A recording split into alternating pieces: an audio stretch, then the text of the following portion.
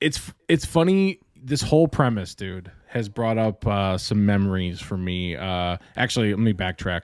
Steph watching episode 81 made me think of this. Oh, she's gonna take credit for this. Of course she is, and she's mostly correct about it. But okay. I'm the one with the mic. That's right. I think we should bring back a segment that we used to do back in the day. Maybe not every week, sure, because we probably don't need to. But there's a segment that we used to do called "Fuggin' Idiot of the Week." That's right. And during episode 81, I don't even remember what we were talking about, but I just started thinking about, like, those were really fun to do. Like, they became a chore after a little bit, though. Like, of course, because we did them every other episode or whatever it was like, it became like, oh, I gotta find a fucking single mom in Georgia who's running her own pawn shop. Like, I gotta fucking find an article, and it became like super hard. But I threw that out to you today as hey, I have an idea, like maybe we could do that. So I got one. Sure. And it kind of coincides with what we were just talking about. Okay. And it's very topical for sure. So okay, let's hear it. Let me just do this. I actually asked ChatGPT to summarize this article for me because I don't want to read the whole fucking thing. But wait, we should splice in our old theme song here. Sorry to make more work, but or I'll just sing it. Happy sad story time with two fucking idiots. Meow. There you go. That actually is in episode 81. So we were still fucking idiots back then. That's right. I think we were actually talking about the opening segment as Tidbitz with the Boys. That was before That's it actually right. became that. So Mary Roberts gave us that idea. That's right. Yeah. So, all right. This article, yo-yo dieting. I don't know if I've ever heard that term, but was that cello player? Yeah. It says here are 5 simple bullet points summarizing this article. Yo-yo dieting or weight cycling, losing weight and gaining it back, has often been criticized, but a long-term study suggests that it may provide health benefits. So the idea of you like losing weight and then gaining it back and then some and then trying to lose weight again is now a good thing, apparently, according to this article. Researchers found that repeated attempts at dieting reduced harmful visceral fat, abdominal fat, which is strongly linked to heart disease and metabolic problems. Even when the participants regained the weight they lost, their internal metabolic health markers still improved, such as insulin resistance and cholesterol ratios. Scientists believe the body develops cardiometabolic memory, meaning healthy diet and lifestyle efforts can leave lasting benefits even if the scale goes back up. The takeaway: trying to lose weight repeatedly isn't pointless. Each effort may still improve your long-term health, even if weight loss isn't permanently maintained. And so I'm reading this and I'm like, dude, we were on the cusp this whole time. We were here. We've been doing it. I was like, what the fuck? I was like, this is such a funny take, I guess, on this. And who am I to say if it's right or wrong? But the other part of me was like, man, science is always making shit up in order to make people feel better. Switching shit up all the time. They're like, hey, get fat, get skinny, get fat again. Even better. Even better. Like, there's bound to be an article that's like, don't listen to this. Yes. This is fucking horrible. Literally. And hey, all you skinny people out there that have always been skinny and stayed skinny and worked hard to be skinny, fuck you, all right? Yeah, we're way healthier than you, losers. That's hilarious.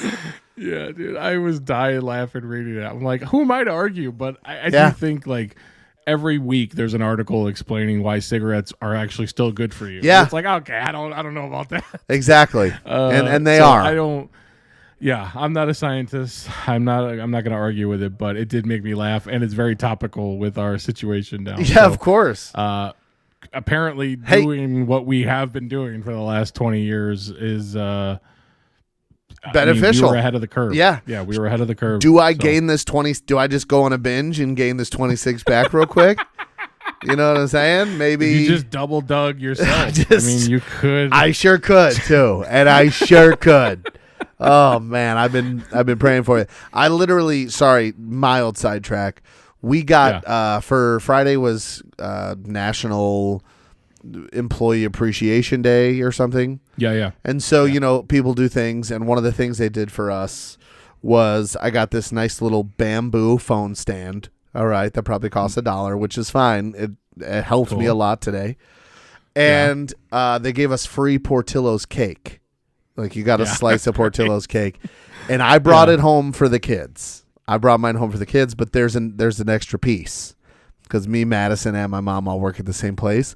So I was looking in the fridge when I got home today, and I had a 60-calorie Joseph's pita with 2 ounces of chicken, some sriracha, some cilantro, and some onion. I mean, just in case you were wondering the full, you know what I mean? I'll give you the full spread.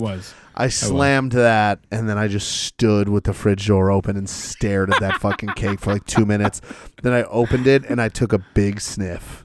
I just took a big old sniff, and I hate to admit it, I touched the icing with my finger, and I licked it. And I got a little taste, and you know what? It was terrible. I was going to say it was plenty. It wasn't. I wanted to eat that whole piece, but now I will. And I'll gain 26 back, and I'll lose 26, and I'll gain and lose it. And that's going to be my life for the rest of my life. I mean, you're going to live till 90 with this attitude you have. Boom. Yeah, dude, I actually saw your TikTok, and I think you put it in your video about that as well. Yeah. So at my place, we are doing this weight off thing. That's what kind of started this. I mean, you kind of started this on your own, but this is what kind of started it for me. And I've been doing good. Like, I haven't done anything like crazy detrimental. Yeah. I've been going to the gym more. Well, even if some people are tracking it, and saying that I'm not. I did notice you only went 2 times last week, which honestly was a little disappointing.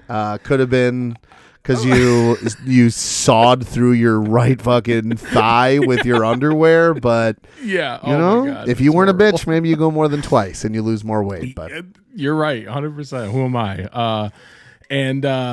So I haven't done anything that crazy, but there was a coworker's like a milestone birthday that happened like a week ago. And of course, dude, there was just like nothing buntini things all over the fucking place. And I find that when those opportunities come out, like when I'm faced with those, I'm fine with like not doing them. Would I have wanted to eat just one? Sure, of course, they're good. Who doesn't love cream cheese frosting? Bro, melt it in a glass and I'll chug it. All right, I fucking cream cheese frosting is so good. And so, like, I would be willing to partake, but I don't want to. I don't want to make an unhealthy decision, at least at this juncture. Maybe in whatever, if there's another article that says buntinis are actually good for you, maybe I'll try it. Of course. I find that when that happens, I feel like I am being a jerk for not participating. Of you course. Know what I mean? Like, everybody's like, hey, there's cupcakes. And I'm like, I'm good. And everybody else is like, yeah, he's a fucking Scrooge. He's never had a cake in his life. Actually, I hope you die this year. I hope this is it for you. Yeah, I'm like, I just don't want to participate, but I don't know how to like say it in a nice way. Yeah. Also, maybe there's a part of me that's like, I really want one, so don't talk to me about it anymore. Yeah. Quit bringing it up. Leave me alone. But of course, at the end of the day, there was like 3 more, and they're like, we got to get rid of these. Who's going to have them? Yeah. And I was like, I'm just not going to even face them. I'm just facing my computer. I'm working. You guys should all be working. What the fuck are you doing? Am I the only one getting paid around here? God. Exactly. So, man, I think, Portillo's cake is pretty fucking delicious. Yeah. So I'm proud of you for not devouring both of them. Thank you. That would have been tough. Especially they were free. Oh God. Yeah. And it's it's a flavor I've never tried. They have a birthday cake now. Which I mean, that's on par. Literally. Oh my God. Listen, this has been, and I'll get to my fucking idiot in a second here. But my whole thing, I have one too, Jordan, not just you. So nice. Okay. We said it in the theme song, 2 fucking idiots. All right. Yeah, for sure. I have been really harping on myself because listen, I don't want to get too real, but weight loss is like here, right? It's in our stomachs, it's in our bodies, it's in our it's in our habits, but most importantly, it's up here. It's in our brains. I said this in one of my vlogs. If you haven't subscribed to Dadbot to Dilf yet, check it out. But I have.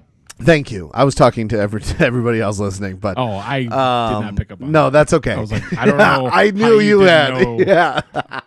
Yeah. Okay. I had a feeling you had. We just had been paying attention, but it's up here, right? It is food addiction a lot of the time. For me, it's like comfort. It's like when I'm sad or tired or cold or happy or anything at all. I'm itchy or fully moisturized, whatever it is I want to eat. But but I've been trying to get my mind right so that way after this is over I can keep it up, right? And so my whole thing has been like, you just have to plan for things. Like tonight we're eating burgers. I knew I had to save myself at least 1,000 calories because I'm going to eat 2 burgers and some coleslaw or some, pasta salad, whatever. No bun, of course. And so I have to figure out how many days I have to fast to have a large strawberry lemon cake shake from fucking Portillo's, dude. Because it's almost summer. It's 70 today, and I know it's coming. I love a chocolate cake shake too, but I've been able to drive past and not stop and get one.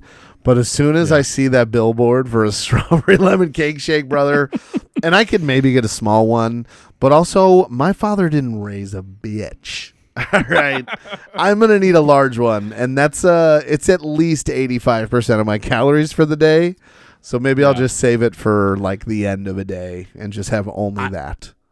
I hate to turn this into a fucking fitness podcast at this point. We're here. A weight loss podcast. It's our life. Hard. It's our life. So you and I, like every time that I've done keto or whatever you want to call it, low carb, I've done basically nothing but that and seen results and been fine. Yeah. But recently I have been thinking like, okay, maybe I should watch calories versus I'll still do that, but like I haven't really ever paid attention. So like in my mind, I'm like keto, you can eat fats, cheeses, fucking ranch. I'll just have 14 burgers for lunch. Yeah. That's what I can eat. Exactly. Not thinking that each one of those is 400 calories, know, whatever. And so I've been kind of focusing on that and not really focusing, but just paying attention here and there. And there are a couple of moments where I've been like, this scoop of peanut butter is like 2 fucking miles on the treadmill. Yeah. Like, that is unfair. That's interesting. That's when you really start to figure it out. Yeah. And so I talked to my dad about this yesterday a little bit because he used to be really into like muscle and fitness magazine. Sure. Like, he used to love this type of stuff. He had a fucking egg yolk separator when I was a little kid. Of course.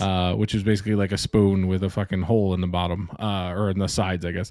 And so he was talking to me about like when he was like 20, he was thinking about like becoming like a bodybuilder. Oh, with a buddy of his. My guy. Like, he was like, this shit's awesome. You just, we're bulking up. We're fucking, we're eating raw eggs.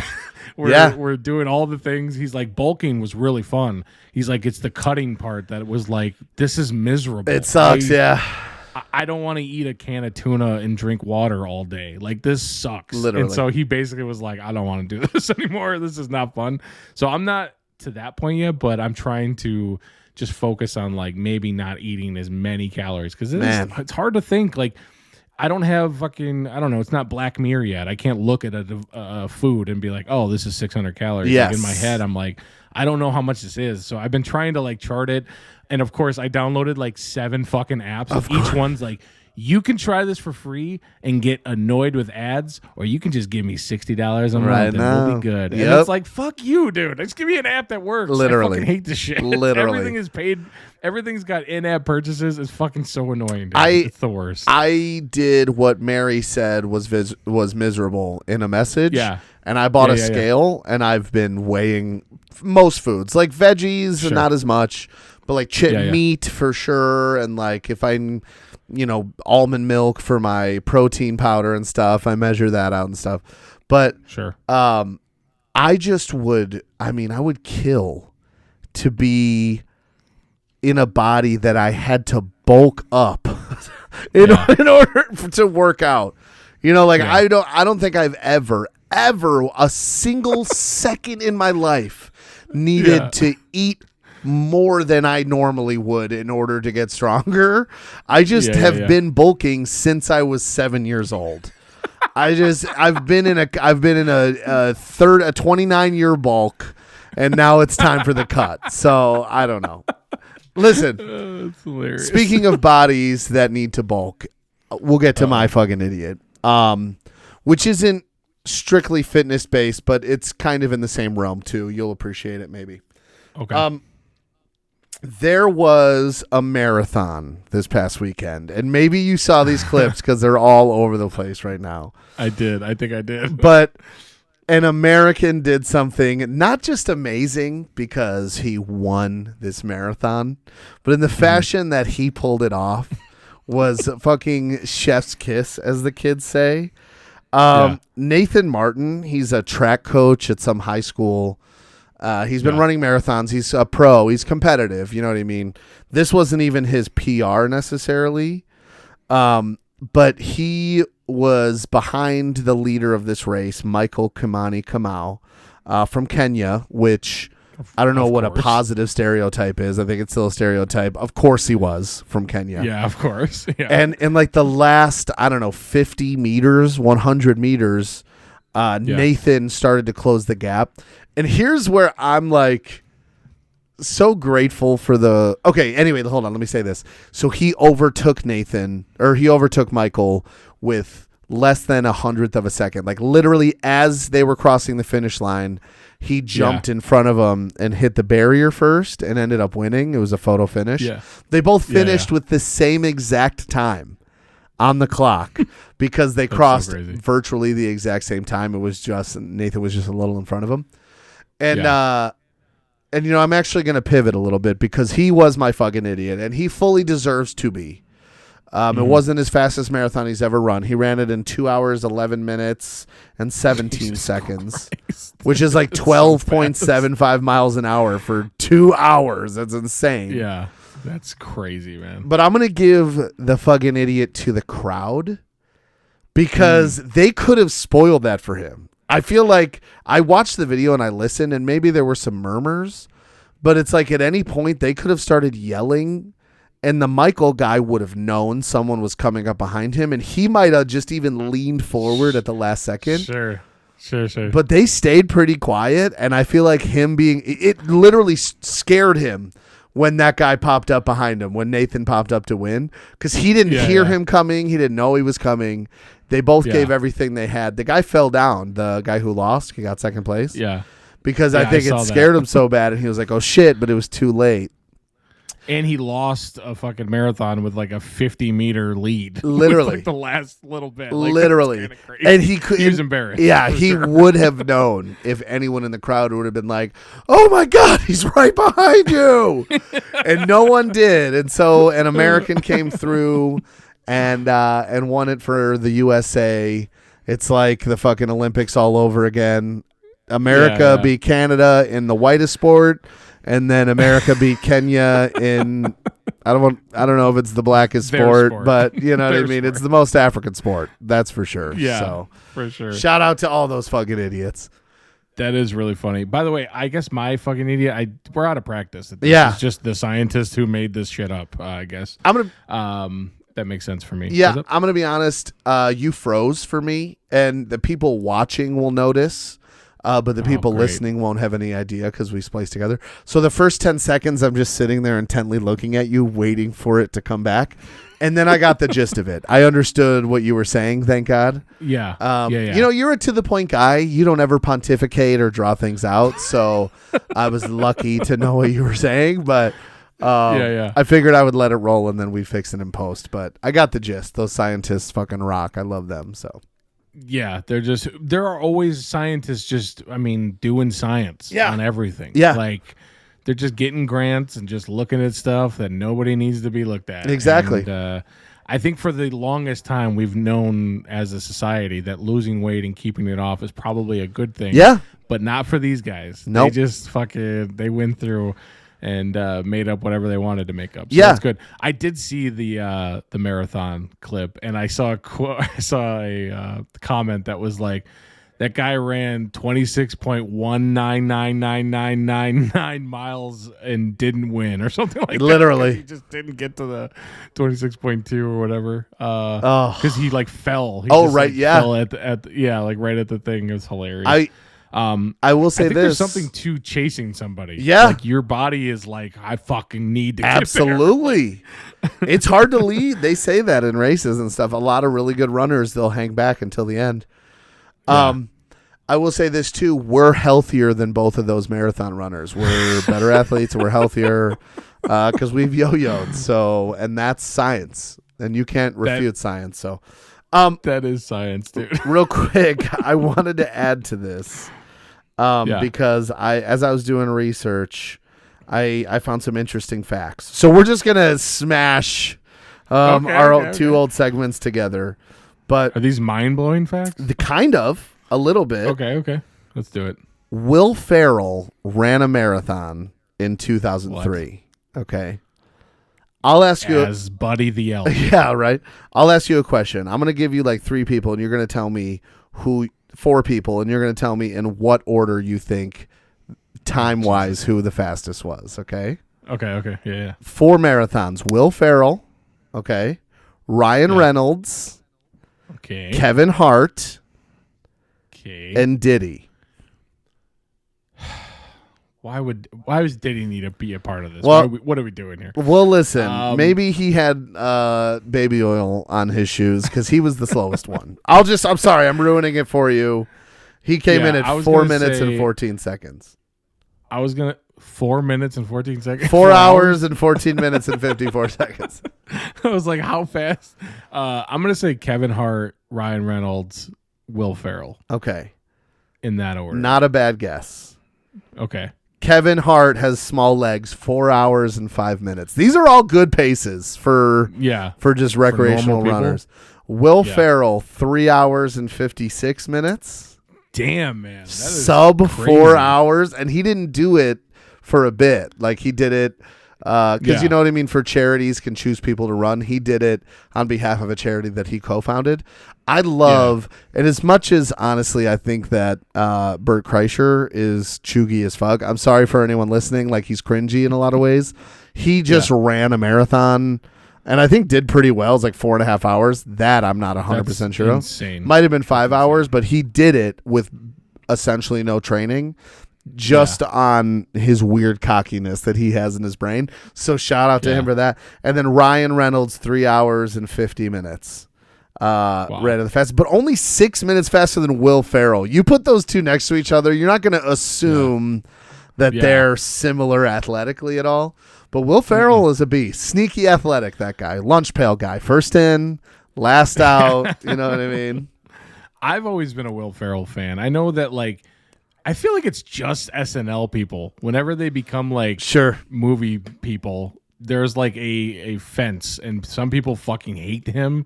Some people don't like. Some people don't like Adam Sandler. Some people love him. Like, I think that they're all really talented. And I always like Will Ferrell. So exactly. I'm a fan of him. I didn't know he was a runner. Will Ferrell. Yeah, me neither. He's running away from obesity, I guess. But he should lean into it now. Gain a few, lose a few. I rewatched Spanglish. Do you remember that movie? I don't think so. What is this? It's Adam Sandler, and he's married to like Liev Schreiber, who I'm pretty sure is the guy from the X-Men. X-Men, yeah, that's not him. It's someone else. But anyway, and there's like a beautiful Mexican woman who becomes their nanny, and then the wife sucks, and then it's like, is this a rom-com? Is it a dramedy? I'm crying at one point. Like, it's same as with Click. I'm like, why am I crying at this Adam Sandler movie? But man, what a classic. What a great movie that was. I really enjoyed it. I don't think I've ever heard of it. And I feel like if I look it up, I'll be like, oh yeah, I've definitely heard of that. Maybe. But right now I'm just going to be ill-informed. Uncut Gems, dude. Yeah. Uncut Gems. Never saw it. A fucking amazing movie. And it's not an Adam Sandler movie, even though he's in the movie. Like, of course. It's so fucking good. It's like, I don't know. It's crazy. I think he's awesome. And I think Will Ferrell's awesome. And Chris Parnell is awesome. I'm just going to name all the SNL people. Keep it going. You can't name anyone else, I'm sure. Sherry O'Terry. Sherry O'Terry. Molly Shannon. Rachel Dratch. Yeah. Did I say Chris Parnell? I think I already You did. said, yep. You did Amy Poehler. All right. Well, now we're going to a different generation. Yep. It's all good though. Vladimir Putin. You know what I mean? You love him. You love him for sure. From the start, just two guys with a mic and a dream, sharing stories and laughs like the perfect team. They're taking on the world with style and poise. You know them, you love them.